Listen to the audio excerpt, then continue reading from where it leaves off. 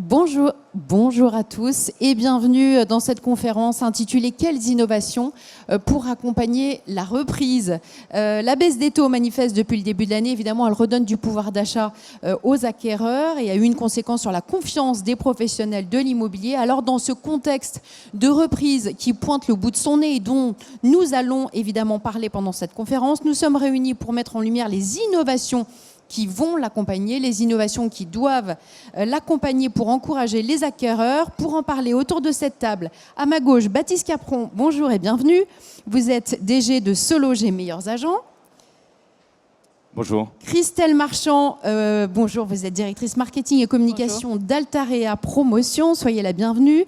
Gabriel Pacheco, vous êtes président de Safety. Et enfin, Guillaume Martineau, bonjour et bienvenue, vous êtes président de la coopérative Orpi. Je m'adresse à vous en premier, Baptiste. J'ai employé le mot de reprise en introduction. Le contexte actuel, il est extrêmement fragile, soumis aux aléas économiques et un petit peu politiques. Vous voyez de quoi je veux parler. Est-ce qu'on peut vraiment parler de reprise, selon vous, aujourd'hui ? Alors oui, je pense qu'on peut parler de reprise. Vous avez raison, c'est fragile. On n'est pas encore sur une croissance extrêmement forte. Néanmoins, le point le plus bas, il a été atteint plutôt en début d'année. Cette année, on prévoit de finir à 771 000 transactions, avec pas de hausse de prix, donc des prix qui vont rester stables. L'année prochaine, on prévoit, ce que les dernières prévisions de nos équipes donnaient, plutôt 900 000 transactions, avec une hausse de prix de 2%, et quelque chose qui va se matérialiser plutôt autour du printemps. Donc la reprise, elle est fragile. On en parlait aussi en introduction. L'environnement législatif, il tarde à se matérialiser. Donc on attend tous de bonnes nouvelles. Mais on est bien dans un contexte de reprise. Merci beaucoup. Le mot reprise, Baptiste vient de le dire, il est à prendre avec des pincettes. Est-ce qu'il vous semble approprié ? Et quelle est votre perception, je dirais, de la situation économique actuelle ? Je veux bien une réponse de tous les trois. On commence par vous, Christelle. Oui, moi je souscris complètement à ce que vient de dire Baptiste. La reprise, on pense qu'elle est en train d'arriver.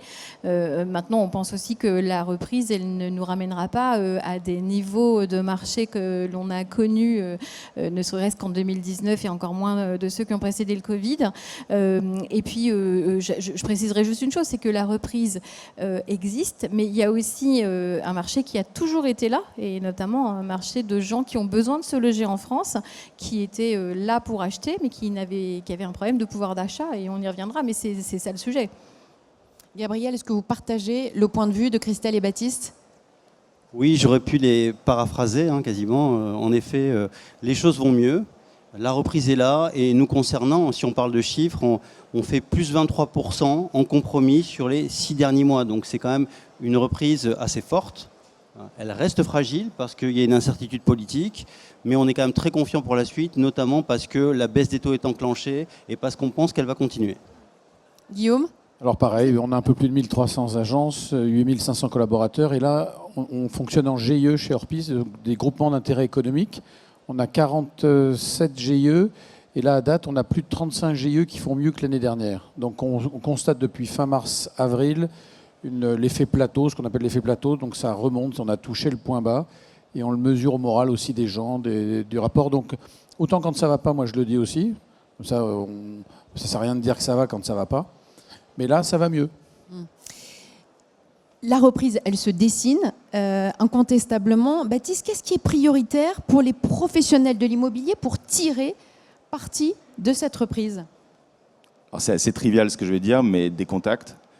Nous, chez SeLoger, toutes les marques du groupe SeLoger, notre business model, c'est l'apport d'affaires. Donc on est là pour faire des demandes de contact pour les mandataires, pour les agents immobiliers, pour tous les segments qu'on occupe, parce que SeLoger, c'est aussi le neuf, c'est important. On va en parler. Important. Et donc, évidemment, on va les voir, et pas qu'à Paris. C'est important aussi de se décentraliser. Et on veut du contact qualifié, du contact acheteur, du contact vendeur. Et tous nos efforts, on en reparlera, mais sont orientés là-dessus. Sur des dépenses marketing, c'est-à-dire du trafic, sur la manière de convertir ce trafic en lead, donc avoir des bons sites internet, une bonne expérience de recherche et une bonne connectivité. C'est important aussi avec nos clients pour qu'ils puissent, eux, mettre en ligne leurs annonces, qu'ils puissent les mettre à jour et trouver des acquéreurs, des locataires et des vendeurs. Christelle, vous avez les mêmes priorités que Baptiste ou pas tout à fait ? Alors, si j'ai les mêmes priorités que Baptiste, et Baptiste a des priorités pour moi, c'est-à-dire que bien sûr qu'on a besoin de contact, mais on pense surtout qu'on a besoin de s'interroger sur ce que sont les vrais besoins de notre marché, des clients qui sont aujourd'hui en capacité d'acheter. Et c'est comme ça, on en reparlera peut-être, ou j'en parle maintenant comme vous voulez, mais en tout cas... Non, je vous en prie. Oui, c'est comme ça que, puisqu'on parle d'innovation, en tout cas, quelles sont les innovations? L'innovation chez Cogedim, elle a surtout été basée sur le fait de réfléchir de façon innovante, de réfléchir autrement et de se reposer la question de comment adresser le marché en repartant de notre client. Et le client, comme je le disais tout à l'heure, aujourd'hui, qui veut acheter, qui a besoin de se loger en France, principalement les primo-accédants, les jeunes actifs, qui sont locataires, qui souhaitent investir parce que le Français croit en l'immobilier et il croit toujours, voire plus que jamais. Mais jusqu'à présent, enfin en tout cas récemment, les coûts du logement ayant beaucoup augmenté, les banques ayant augmenté leurs taux et ayant amenuisé leur volonté de prêter pendant un moment, eh ben, ils n'arrivaient plus à mettre en phase le prix de sortie et puis, enfin, en tout cas, le prix d'achat et les moyens. Donc c'est comme ça qu'on a reposé les basiques de ce marché. Avec un projet qui s'appelle, enfin, avec un produit qui s'appelle Cogedim Access. On y reviendra. Oui, on y reviendra. Mais c'est bien déjà d'avoir posé les bases. Guillaume, Gabriel, vos priorités absolues. Allez, on commence par vous. Pour tirer parti de la reprise, Guillaume. Alors, moi, je dirais que mes priorités absolues, c'est ce que nos agences aient du stock, mais du bon stock. Parce que là, on commence à constater aussi une augmentation de nos délais de vente. C'est-à-dire qu'on rentre des mandats, on a plus de stock, mais il ne faudrait pas que ce stock reste trop longtemps chez nous. Donc la priorité, c'est de faire comprendre aux vendeurs que les prix doivent continuer à s'ajuster. Quand je dis s'ajuster, c'est qu'on militait l'année dernière pour une baisse de l'ordre de 10%. Donc la priorité, c'est que personne ne s'emballe, qu'on ne ressorte pas d'ici en se disant ça y est, il n'y a plus de soucis, tout va bien, c'est reparti à fond. Donc ma priorité, c'est que dans le réseau, on continue de la pédagogie. On explique bien aux vendeurs qu'il faut continuer à ajuster les prix, que nos conseillers continuent à faire leur travail qui consiste à rappeler des vendeurs pour bien rapprocher tout le monde, parce qu'on utilise beaucoup de technologies modernes, on a changé plein de choses, ça je pense qu'on en reparlera, mais c'est aussi de garder le contact humain avec nos acquéreurs et nos vendeurs. Les acquéreurs sont de retour, il faut juste que nos vendeurs ne les découragent pas. Gabriel ? Nous, c'est un peu la même chose, hein. La priorité, c'est vraiment multiplier les contacts, faire en sorte de multiplier les mandats, et aujourd'hui, on a significativement plus de mandats que l'année dernière, et avoir les bons outils donc justement pour aller chercher ces mandats et ensuite pour faire en sorte que ces mandats se convertissent avec une bonne politique pour les acquéreurs. Il faut savoir que nous, on investit beaucoup dans l'innovation. On a une équipe tech de 60 personnes au siège de Safety à Toulouse et on fait partie du Next 40, donc de la French Tech Next 40, c'est-à-dire les 40 startups les plus innovantes avec des gens comme Blablacar ou Doctolib. Donc pour nous, l'innovation technologique, c'est au cœur, encore une fois, pour développer du business. Vous êtes dans la bonne conférence alors. On va détailler ça ensemble tout au long de ces 3 quarts d'heure. Donc il y a ce contexte qu'on vient de décrire, Baptiste, et puis il y a les leviers sur lesquels vous pouvez vous appuyer pour justement capitaliser et capter ces futurs acquéreurs. Est-ce qu'on peut les détailler ensemble? Quels sont-ils? Alors, il y en a beaucoup. Je vais en donner un qui parle bien par rapport au contexte. C'est un produit qu'on appelle Boost Social Immo, qu'on d'ailleurs on commence à commercialiser dans le neuf après un lancement très réussi sur l'ancien. Boost Social Immo, c'est un produit qui permet à n'importe quel professionnel d'aller retargeter sur les réseaux sociaux les 6 millions d'utilisateurs uniques de Se Loger ou des marques du groupe Se Loger chaque mois. C'est un produit qui génère 50% de plus de contacts. Donc, je ne fais pas de placement produit, hein, je ne vais pas rentrer dans les détails. Mais ce qui est intéressant, c'est que c'est justement un produit qui va cibler des populations qui ne passent pas en général par les portails, ils ne sont pas habitués par ça, et qui sont plutôt habitués à être sur les réseaux sociaux. Et donc, typiquement, on va avoir plus de primo-accédants, ce qui est hyper important sur le marché actuel. Et c'est un produit qu'on va pousser de plus en plus pour continuer à développer justement ces contacts acquéreurs qui sont à la recherche de leur premier bien. Je voudrais qu'on dise un mot de l'intelligence artificielle dont on parle énormément, qui petit à petit se ferait aussi un passage, notamment sur ce salon. Qu'est-ce que vous en pensez? Est-ce que vous êtes à fond sur le sujet ou pas? Alors, les équipes tech sont à fond. Moi, j'ai toujours peur des mots valises. Donc je fais attention. Typiquement, ce que Guillaume rappelait, l'intelligence artificielle, c'est bien. Bon, qu'est-ce qu'il y a derrière, c'est toujours à discuter. Ce qui compte, c'est qu'on soit bon sur les fondamentaux. Les fondamentaux, c'est par exemple, est-ce qu'on est capable de donner à tous nos partenaires des données de qualité qui leur permettent ensuite d'aller convaincre les vendeurs que le prix est bon ou qu'il faut baisser un peu le prix. Et donc, on a un leadership dans la donnée chez SeLoger. C'est vraiment d'ailleurs une partie de notre ADN. Comment on garde ce leadership? Si l'IA y contribue, très bien. Deuxième exemple, sur le marketing. Le trafic, ça coûte cher, ça coûte de plus en plus cher. Si on n'a pas de trafic, vous pouvez mettre toute l'IA que vous voulez, ça ne sert à rien. Votre site est caduque. Donc, en quoi l'IA ou en quoi les dispositifs qu'on met en place vont augmenter notre trafic? On a gagné 18% de trafic en un an, il faut qu'on fasse encore mieux l'année prochaine. Et je pourrais donner d'autres exemples, je ne vais pas les développer, mais c'est un peu notre réflexion sur le sujet. Gabriel, qu'est-ce que vous pensez de ce qui a été dit? Et vous, donc vous l'avez dit, hein, vous avez beaucoup d'innovations, notamment en matière d'IA, avec des annonces qui peuvent être retouchées, des photos qui peuvent être retouchées grâce à l'IA. Comment est-ce que ça marche? Qu'est-ce que ça change? Je voudrais vraiment qu'on rentre dans le détail avec vous. Est-ce que vous considérez que c'est un réel accélérateur de croissance? Alors comme ça a été dit, encore une fois, on ne fait pas de l'IA, on ne fait pas de la tech pour faire de la tech. On fait de la tech vraiment pour que ça serve le terrain, pour que ça permette d'augmenter tout simplement le business.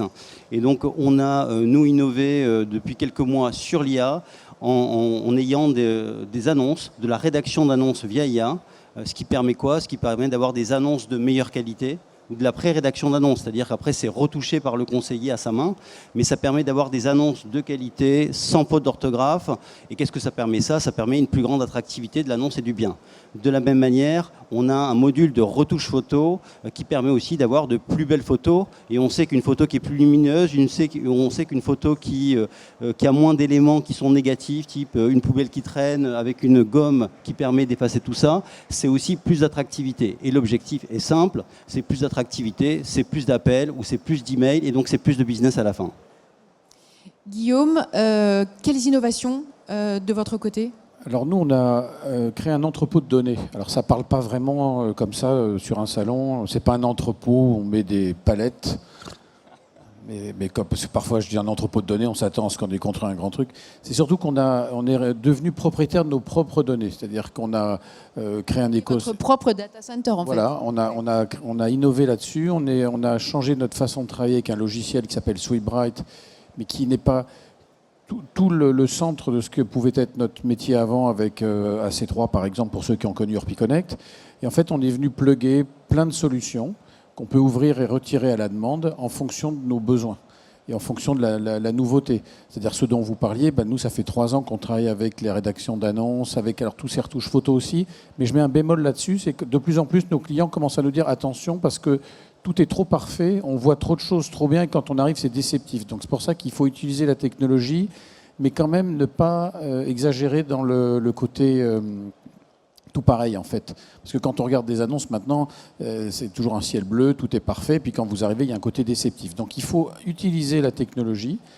Et dans ce qu'on a mis dans le côté disruptif, ça a vraiment été d'apporter de la mobilité à nos 8500 collaborateurs, de pouvoir arriver chez le client en ayant déjà construit une estimation, préparé une estimation, et après en l'affinant sur place avec eux.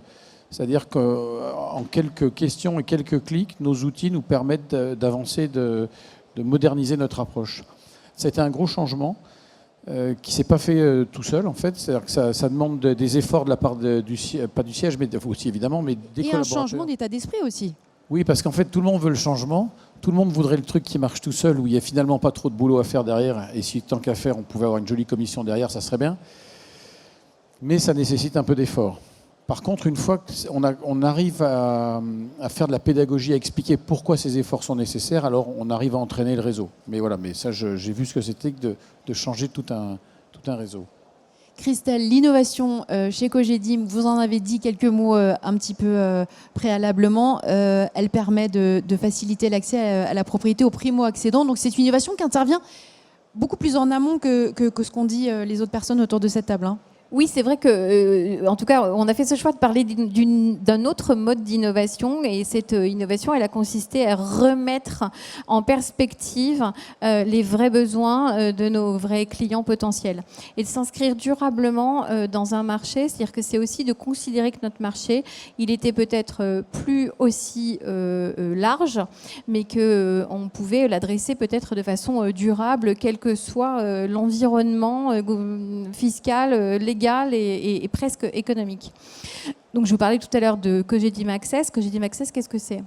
C'est deux choses. C'est une innovation qui est une innovation servicielle. C'est d'adresser nos clients différemment en se mettant en perspective de leurs besoins. Les besoins d'un primo-accédant aujourd'hui pour acheter dans le neuf, ou plus exactement les freins qu'un primo-accédant peut avoir pour acheter dans le neuf, ils sont de trois natures. La première, c'est qu'un primo-accédant, un jeune actif aujourd'hui ou un jeune couple d'actifs aujourd'hui n'a pas forcément un gros apport, et que les banques aujourd'hui sont souvent demandeuses d'un gros apport. Donc c'est un premier sujet, ce qu'il fallait craquer. Le deuxième sujet, c'est qu'il est locataire et qu'il a rarement les moyens de s'acquitter de tous les frais qui sont liés à l'acquisition dans le neuf et de continuer à payer son loyer. Donc ça, c'était un deuxième sujet.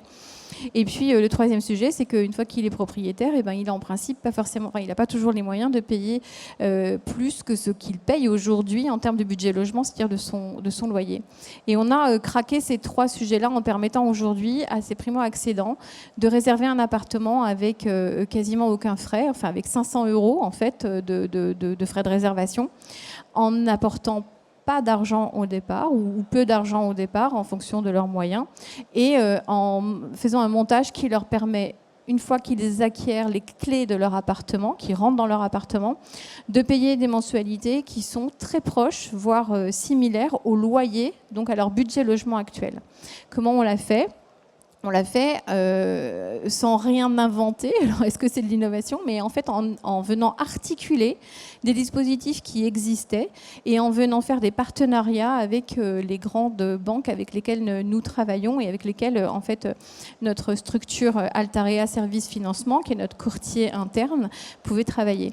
Et en agençant le PTZ, des prêts aidés et puis des prêts qui sont des prêts sur mesure pour nos clients avec des taux bonifiés, en agençant parfois la TVA à 5,5 et pas forcément, on réussit, et en faisant les efforts qu'il faut faire aussi côté promoteur sur notre marge, on réussit à checker ces trois points-là. Et puis l'autre pied qui est aussi important, c'est qu'on a retravaillé complètement l'ergonomie de nos appartements et notre process interne de fabrication, de manière à le rendre plus fluide et à avoir des appartements aux surfaces qui correspondent à ce que sont les structures des familles aujourd'hui. Merci à tous les trois pour ce point sur les innovations. Est-ce que vous pouvez réellement mesurer l'efficacité de ces innovations ? Vous en avez un peu parlé, Christelle. Rapidement sur l'efficacité, et après je veux bien une réponse de Gabriel et de Guillaume. Oui, l'efficacité, oui, on peut la mesurer. On peut la mesurer au succès commercial d'opérations que nous avons récemment lancées ou commercialisées avec ce dispositif, cette solution Cogedim Access, et qui a permis à Cogedim de renouer avec des vrais lancements commerciaux successful, comme récemment à Villeneuve-la-Garenne ou dans d'autres villes en région. Gabriel ?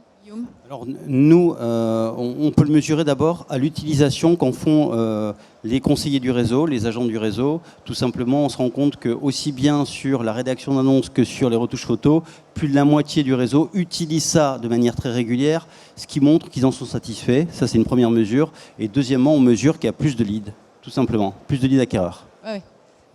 Alors nous, on le mesure aux nouveaux conseillers qui arrivent et qu'on embauche. Parce qu'en fait, très intéressant. Le vrai gain de ce qu'on a mis en place, c'est que quand on reçoit des candidats, maintenant, ce sont des talents en fait. Voilà, on les assoit chez nous. Et moi, je demande maintenant dans mes agences, puisque j'exerce encore, à 2 ou 3 jeunes conseillers qui sont vraiment qui utilisent à 100% tous les nouveaux outils tout le temps, de faire la démonstration. Et je leur donne 5 minutes. Je leur dis voilà, en 5 minutes, montrez pourquoi ça serait intéressant pour cette personne de venir travailler avec nous, chez nous, avec nous, pour la coopérative. Et en fait, le gain réel que je mesure maintenant pleinement, c'est que les nouveaux candidats perçoivent très vite le fameux effet waouh et se rendre compte du temps qu'ils vont gagner en saisie, puisque nous, l'objectif, c'était de faire gagner 40% de temps de saisie à nos collaborateurs. Les doubles tâches, vous savez, vous rédigez un compromis, puis vous rédigez un mandat, et puis vous rédigez une annonce, et tout ce qu'il faut saisir en permanence. Donc, moi, j'ai été négo pendant 25 ans. Ce que je voulais, c'est leur faire gagner du temps. Et ça, on le mesure vraiment quand ils regardent les outils, expliqués par des conseillers, et ils mesurent que ça a été fait pour des gens comme eux. Moi, c'était vraiment ça l'enjeu pour nous, pour notre réseau. On a, la direction marketing d'Orpi France a beaucoup travaillé sur tout ce qui était marketing automation. Donc c'est de montrer qu'avec une action ou en une saisie, ce que ça peut déclencher derrière. Et ça, c'est pas toujours évident à expliquer ou à comprendre, mais quand un conseiller voit qu'en faisant ça, ça va déclencher telle et telle chose, eh bien, le service marketing d'Orpi France a bien avancé là-dessus. Baptiste, une réaction ? Nous aussi, oui, on mesure. Nous, c'est simple, c'est le retour sur investissement pour nos clients. C'est notre juge de paix. On se bat chaque jour pour ça. Je rajouterais que pour l'innovation, il y a toujours deux visions. Il y a l'innovation du marché haussier, qui est un peu une innovation de confort. On se laisse un peu aller parfois, où il y a des financements, où ça abonde. Et puis il y a l'innovation de marché, soit de crise, soit de reprise, mais de reprise fragile. Et là, le juge de paix est assez clair. Hein. Tout se mesure de manière hyper précise au quotidien. Tout est dérisqué. Hein. On n'y va pas d'un coup sur les investissements, on le fait crescendo. Que ce soit pour des changements, je regarde Guillaume aussi, parce qu'il y a des changements de logiciels métiers très audacieux côté Orpi, mais voilà, tout est extrêmement mesuré au quotidien. Vous avez déjà répondu plus ou moins à la question que je vais vous poser, mais je vous la repose quand même, parce que je voudrais que les choses soient bien ancrées. Le marché, il est vraiment mûr pour les innovations aujourd'hui. Oui, il est mûr. Et pourquoi alors ? Parce que je pense qu'on prend tous conscience que ça évolue, on le voit au travers des salons. La difficulté, c'est les populations de conseillers, de salariés dans nos agences. On doit faire cohabiter des gens qui ont été habitués à travailler d'une certaine façon avec des gens qui arrivent avec d'autres façons de travailler. Un truc tout bête, hier, moi j'avais une recherche à faire, je demande à une jeune, pas conseillère, associée du réseau, je dis tiens, je m'en sors pas avec ça, je ne sais pas comment faire. Et en fait, très naturellement, elle a pris son téléphone, recherche vocale, ChatGPT, et en la regardant, je me suis dit, mais ça y est, je commence vraiment à vieillir. Moi, j'ai pas eu ce réflexe qu'elle a eu tout de suite, elle, en 10 secondes, de chercher comme ça. Donc, on doit faire cohabiter dans nos agences tout ça. Donc, le marché est mûr, mais ça ne doit pas être que de l'innovation. C'est-à-dire que si on donne notre métier, je rejoins Baptiste, que sur l'innovation, alors on va se perdre à un moment donné. Donc, il faut mettre de l'innovation. Et je crois à la partie profondément humaine de notre métier, parce qu'il ne faut quand même pas oublier que vendre un bien, c'est rentrer chez vous, c'est avoir la clé de votre logement. Et pour ça, je peux vous mettre toute l'IA que je veux. Si vous n'avez pas envie de me donner la clé de chez vous pour rentrer, je ne serai pas bon. Donc il faut les deux. Gabriel, vous êtes d'accord ? Trop d'innovation tue l'innovation ? En tout cas, trop d'innovation de confort. Moi, je crois à l'innovation, mais dans un objectif business, ça a déjà été dit, et je partage tout ce qui a été dit là autour de la table.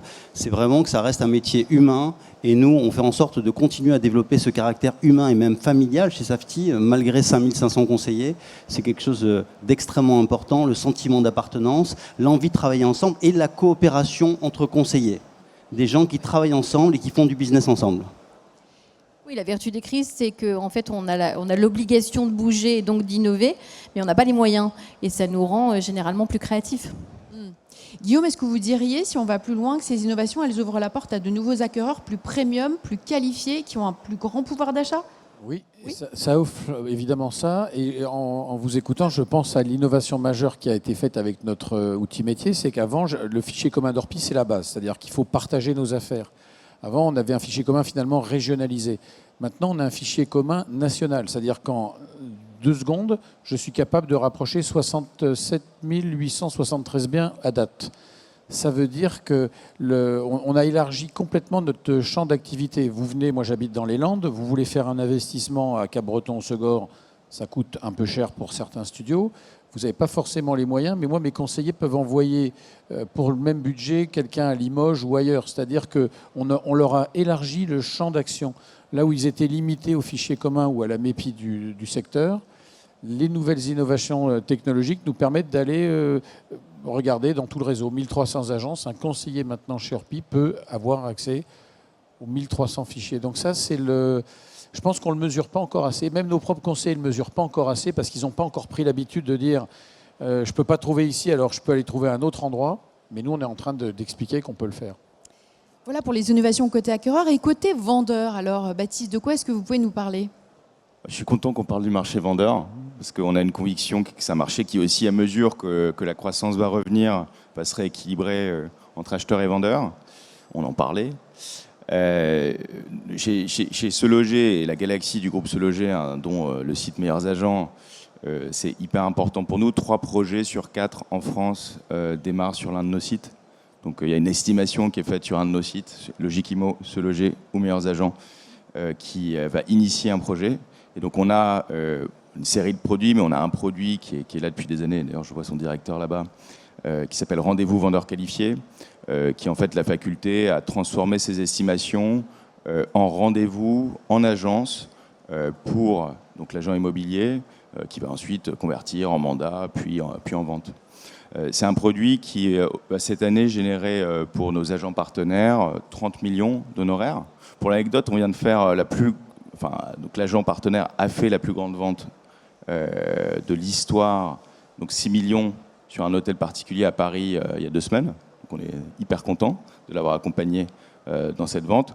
Et c'est un produit qui a vocation à continuer. Et je pense à trouver encore plus de clients dans un marché où évidemment le lead vendeur va devenir un peu plus attractif qu'il l'était cette année, où évidemment ce n'était pas le problème principal des agences. Gabriel, vous, de votre côté, en matière d'innovation de ce côté-là, vous avez mis en place une solution qui s'appelle Safety Connect. Est-ce que vous pouvez nous la détailler? Est-ce qu'elle monte en puissance aujourd'hui? Alors Safety Connect, c'est une application d'apporteur d'affaires. Concrètement, vous êtes conseiller Safety, vous cherchez des mandats, comme tout le monde, hein, c'est le cœur du métier. Vous pouvez aller voir votre voisin, un commerçant, un ami de la famille. Et ces personnes-là, si elles téléchargent l'application et qu'elles vous donnent une information qui donne lieu à un mandat puis à une vente, elles vont percevoir 10% de la commission d'agence. Donc 10%, c'est en moyenne 800 € pour l'apporteur d'affaires, qu'on appelle partenaire, donc c'est extrêmement important. Et donc oui, c'est une application qui monte en puissance et aujourd'hui on a presque un quart des ventes qui sont liées grâce à cette application. Guillaume Martineau, de votre côté, quelles innovations côté vendeur? Est-ce que, 2 questions en une, quelles innovations et est-ce que vous voyez une agilité particulière des vendeurs aujourd'hui? Alors, en matière d'innovation, ce qui va être pas forcément lié qu'aux vendeurs, mais à tout vendeur et acquéreur, c'est qu'on va élargir notre offre et notre façon de travailler. C'est-à-dire qu'on ne va pas faire uniquement de la vente de maisons, mais on va les proposer d'autres services. Donc on innove aussi auprès de nos conseillers, parce que ça, on va les former, les faire grandir intellectuellement. Donc l'innovation, ça va être sur le service rendu pour accompagner le parcours client tout au long de ce fameux parcours client. C'est-à-dire, un client, on le voit une fois, puis on le revoit dans 7 ans, généralement. C'est à peu près la norme. Et nous, ce qu'il faut, c'est qu'on puisse les accompagner sur leurs problèmes d'assurance, leurs problèmes de gestion de patrimoine. Donc, on est en train de se structurer. On s'est structuré, puisqu'on a ouvert nos filiales. Elles sont en ordre de marche. Elles vont tourner à plein à partir de 2025, pour justement montrer qu'on peut accompagner sur d'autres secteurs. Alors, ce n'est pas une innovation spectaculaire, technologique, ça fait pas l'effet waouh, c'est pas la fusée qui revient où elle a décollé, non. Mais par contre, au niveau service, ça va être une innovation majeure parce que ça va obliger nos agences à réfléchir large et réfléchir sur le long terme et créer une relation avec nos clients qui soit effectivement sur le long terme. Donc ça, c'est une des innovations majeures pour nous. Et puis on en a une autre qui existe depuis maintenant 3-4 ans, c'est l'Orpilab.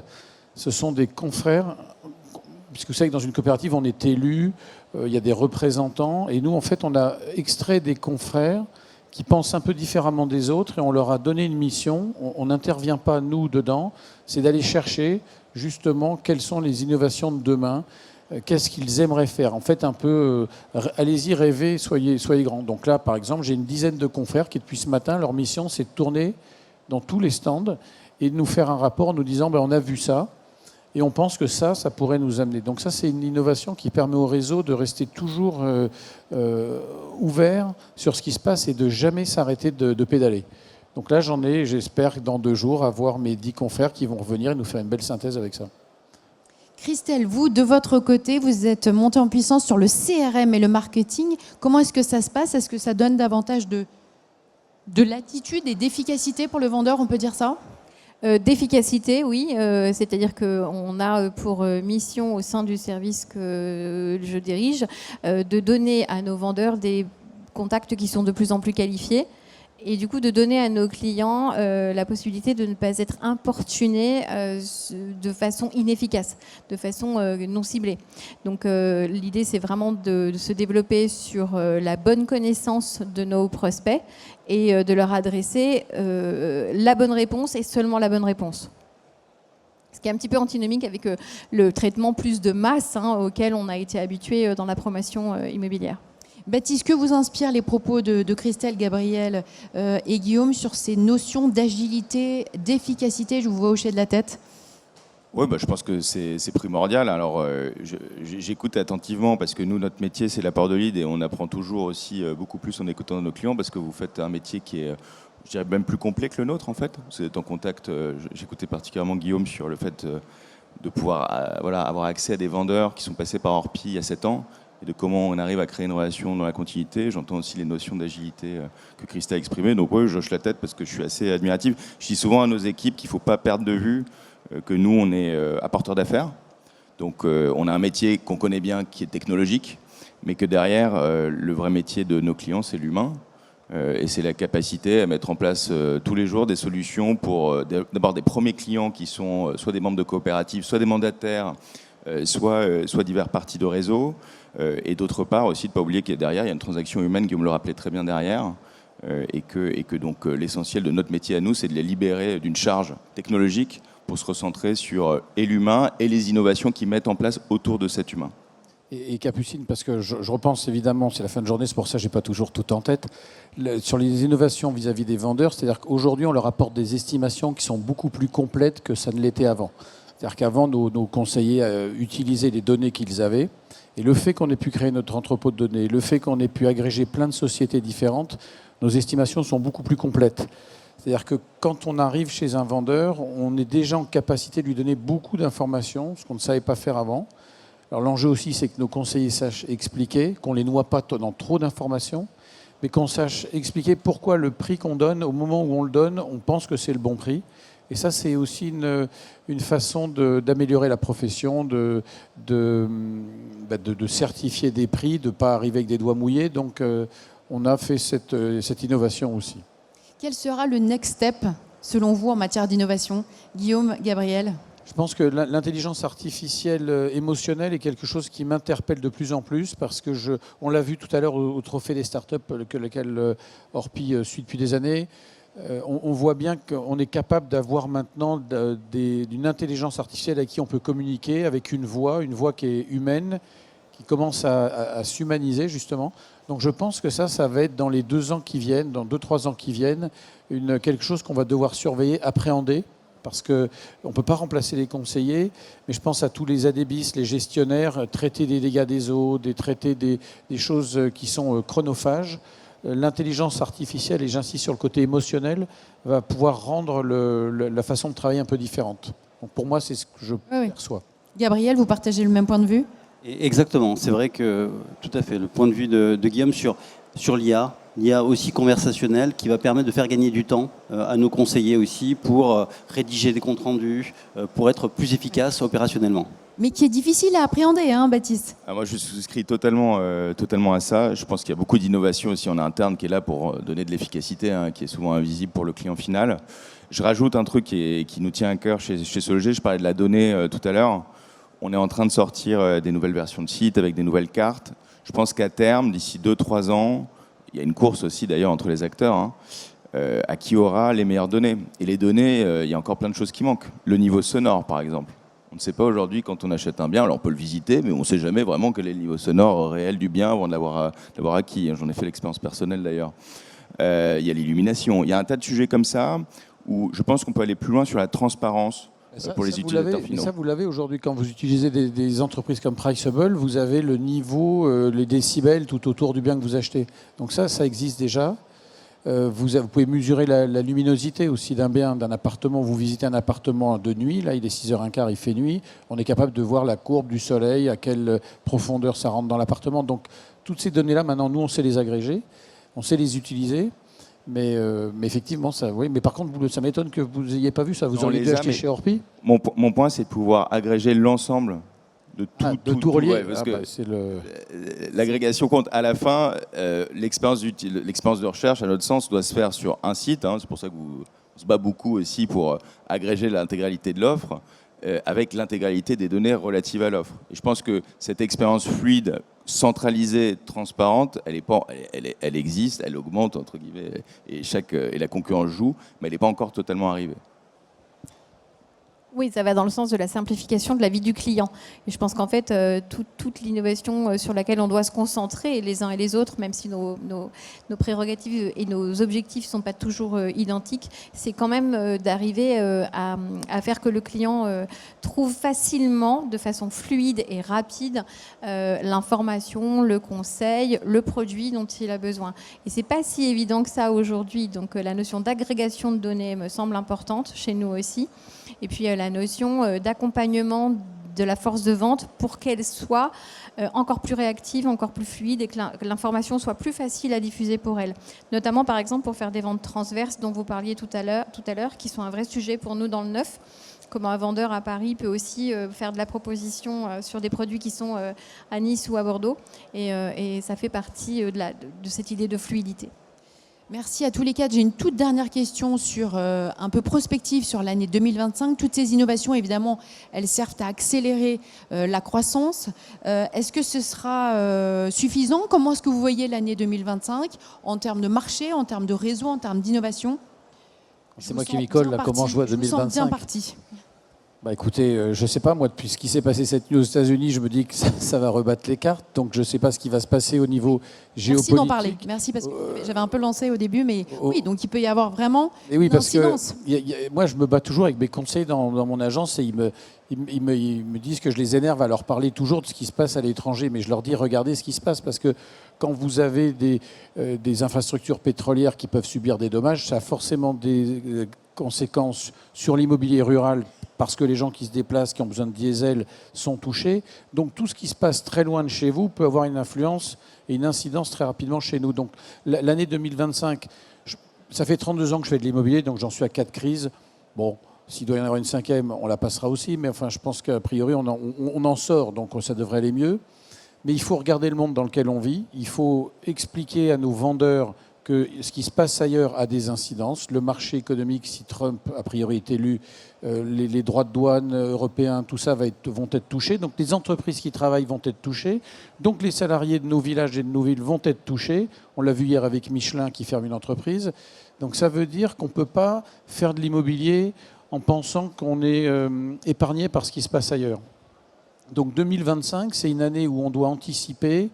Et c'est pour ça que je disais tout à l'heure que nos vendeurs, on doit continuer à leur faire de la pédagogie en disant attention, stabilisons les prix, les taux d'intérêt baissent, ça c'est une bonne chose, mais il va y avoir des incidences sur ce qui se passe. Donc je ne sais pas ce que ça sera 2025, mais ce que je sais, c'est qu'on doit se préparer à ce que éventuellement ça soit aussi difficile. On est sur une ligne de crête. On a, enfin, je prends peut-être un peu trop de temps là, mais on a au niveau politique en France, on voit bien qu'on doit voter un budget. Qu'est-ce qui va sortir de ce budget? Il y a beaucoup d'annonces qui sont faites pour le logement.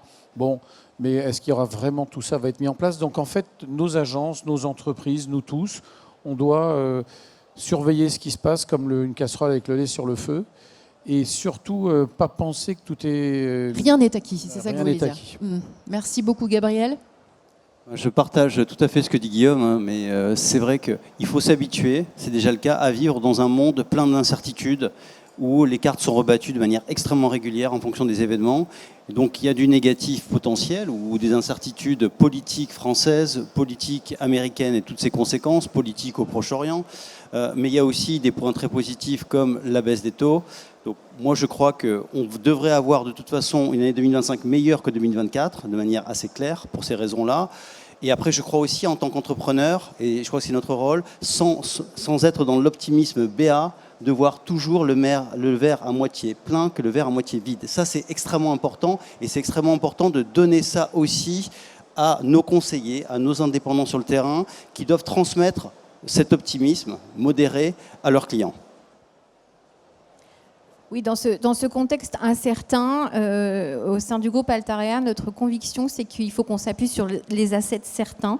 Et les assets certains, c'est le besoin de logement en France, c'est le besoin de se loger en France des jeunes actifs. Donc notre ambition, elle est peut-être plus sage qu'elle n'a pu l'être à certaines époques en termes de volume, mais elle est d'inscrire durablement le volume que l'on est capable de produire et de commercialiser, bien sûr. Donc c'est vraiment de s'inscrire dans quelque chose de pérenne en termes de marché.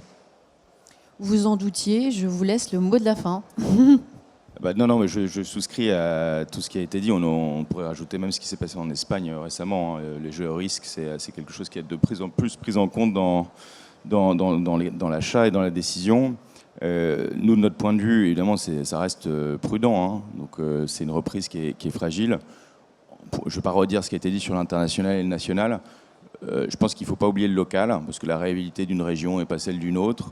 Nous, on a vocation justement à avoir plus une matrice régionale pour aller, d'une part, plus au contact de notre client, et d'autre part, aller réveiller du trafic dans des régions où on pense qu'on peut encore valoriser mieux l'immobilier. Et donc, le mot de la fin de notre côté, c'est de se rapprocher encore plus du local, tout en gardant un œil, évidemment, sur ce qui se passe et sur les effets papillons, ou d'ailleurs, plus que papillons, qu'on venait de décrire. Et on a parfaitement tenu les temps. Merci beaucoup à tous les quatre pour la fluidité et la richesse de vos réponses. Je crois qu'on peut vous applaudir. Très bonne fin de journée à tous. Au revoir. Merci.